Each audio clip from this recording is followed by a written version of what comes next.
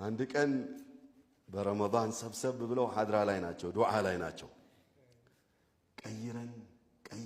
ቀይረን ይላሉ ዱዓ ላይ። አንደኛው ከመሃል ተነሳና ለሽንት ወጣ። የሉም ቀይረን ትልቅ ብለዋል።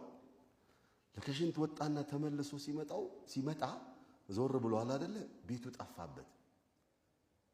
ቤቱ ጠፋበትና ሩሞች አሉ። አንደኛው ሩም ዘው ብሎ ሲገባ ብዙ ገራባ ተቀምጦላቸው ፍየሎች እየበሉን ተቀየሩ እንዴ አለ።